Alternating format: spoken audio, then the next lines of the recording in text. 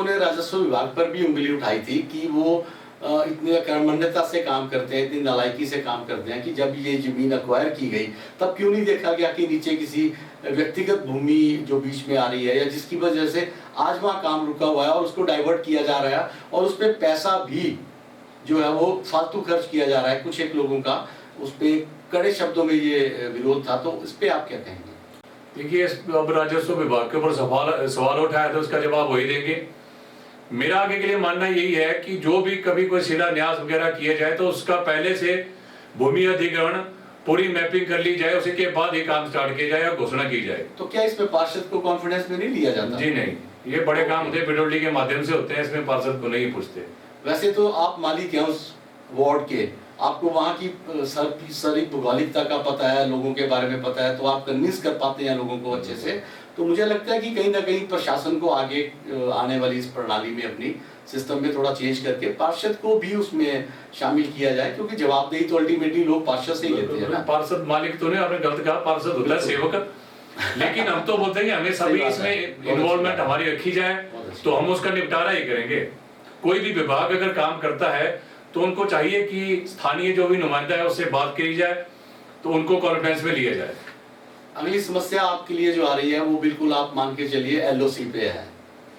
वो वहाँ पे आपका वार्ड कुछ कंफ्यूजन जैसा है, जैसे भ्यूली वाला एरिया कुछ आपके पास है, आगे हाउसिंग बोर्ड के कॉलोनी वाला जो आगे रिवर बेड वाला एरिया है वो पटल में है। तो वहाँ पे एक हमारे पर्यावरणविद हैं, समाज सेवी हैं कृष्णा ठाकुर जी, जो पर्यावरण में और पौधारोपण में बहुत मेजर रोल प्ले करते हैं। तो उनके द्वारा जो समस्या उठाई गई है वो व्यक्तिगत ही सार्वजनिक है। उनका कहना है कि पडल से लेकर पुरानी मंडी विक्टोरिया ब्रिज के बीच में कहीं भी कोई सार्वजनिक शौचालय नहीं है, जिससे महिलाओं को तो दिक्कत आती है और पुरुषों को जब दिक्कत आती है तो वो रुक कर लेते हैं मेरे द्वारा विकसित की गई पुष्प वाटिका का, जो कि कहीं से भी सभ्य भी नहीं माना जाएगा और उचित भी नहीं माना जाएगा। वार्ड 2 में पार्षद वीरेंद्र भट्ट जी रहे हैं, पहले वो पार्षद थे, अब तो उप महापौर हैं। तो उनकी देख रेख में बहुत अच्छा काम हो रहे हैं, बहुत अच्छे काम हो रहे हैं। जब भी कभी उनको बोली जाती है कोई भी समस्या एकदम हाजिर होते हैं। हमें कोई समस्या नहीं है, परंतु विकास के लिए हमारा अपना भी तो योगदान होना चाहिए। हम लोगों का, सामूहिक लोगों का, जनता का वो पूरा नहीं मिल रहा है।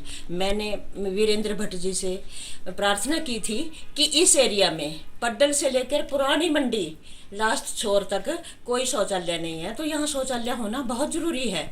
लोग यहीं सड़कों के किनारे जाते हैं, ये तो ज़रूरी समस्या है, इससे तो निपटना पड़ेगा, वरना बंदा बीमार हो जाएगा। तो लोग खड़े रहते हैं गाड़ियों के पीछे या कहीं सड़क के किनारे, हमें चलना भी मुश्किल हो जाता है कई बार, और लोग जाते हैं। तो मैंने बोला कि यहाँ बनना चाहिए, पर लोगों ने नहीं बनने दिया, मना कर दिया। यहाँ तक वीरेंद्र भट्ट जी यहाँ एडीएम महोदय को भी ले आए थे और उन्होंने बोला कि हम रेन शेल्टर से नीचे की तरफ उसका दरवाजे का मुंह भी दरिया की तरफ करेंगे और यहाँ शौचालय बनाएंगे, रेन शेल्टर का भी जीर्णोद्धार करेंगे और जरा भ्यूली अच्छी लगेगी। वो अच्छी करना चाहते हैं, परंतु जनता का सहयोग पर्याप्त नहीं मिल रहा है। मेरा निवेदन है एसटीवी चैनल के माध्यम से कि यहाँ शौचालय बनाने की सुविधा उपलब्ध करवाई जाए। जगह कहीं भी हो, ये तो प्रशासन का काम है, कैसे भी हो, परंतु ये बहुत ज़रूरी है, अति आवश्यकता है। महिलाएं भी यहीं गाड़ी के नीचे, गाड़ी के किनारे खड़ी हो जाती हैं।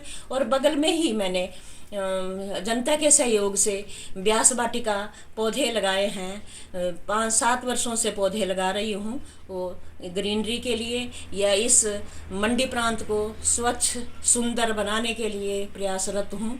तो लोग शौचालय की सुविधा ना होने से वो वाटिका में भी घुस जाते हैं, वहाँ भी चले जाते हैं, गंदगी वहाँ भी फैलाते हैं। तो मैं पहले जवाब देना चाहता हूँ कि पुरानी मंडी से भीमा काली पुल तक 2 सार्वजनिक शौचालय हैं जो कि ठीक रूप से कार्य कर रहे हैं।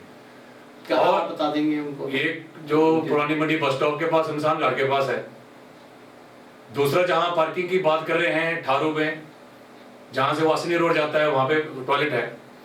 ये ठीक है कि भ्यूली में भी बस स्टॉप के पास टॉयलेट की जरूरत है।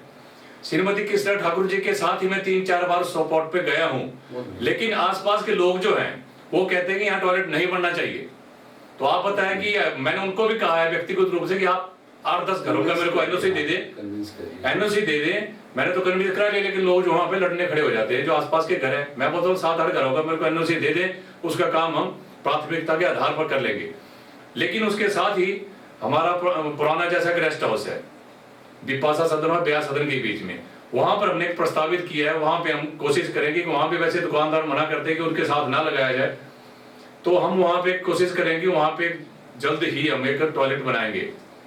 क्योंकि मुझे लगता है लोगों में एक भ्रम है कि पहले वाले टॉयलेट का उनकी छवि जो है उनके दिमाग में रहती है। आज की डेट में तो बड़े हाईटेक टॉयलेट बन रहे हैं, वहाँ पे हर चीज़ का अगर अच्छे ढंग से उसको बनाया जाए तो मुझे नहीं लगता कि असुविधा किसी तरह की होगी सफाई को लेके या दुर्गंध को लेकर। देखिए तो लोगों को सहयोग करना चाहिए। ये तो लोगों को मानसिकता बदलने की जरूरत है। टॉयलेट चाहिए लेकिन मेरे घर के पास नहीं चाहिए। हाँ, ये समस्या मैंने 3-4 बार वहाँ पे 11 नंबर वार्ड के पार्षद द्वारा भी ये समस्या उठाई गई थी कि शौचालयों पे मेरा बहुत ज्यादा फोकस है, मेरे पास बजट भी है लेकिन स्थान नहीं है। स्थान तो आप भी कमोबेश इसी बात पे लगे हैं, तो कहीं ना कहीं लोगों को भी, वहाँ के स्थानीय निवासियों को भी इस पर फोकस करना पड़ेगा।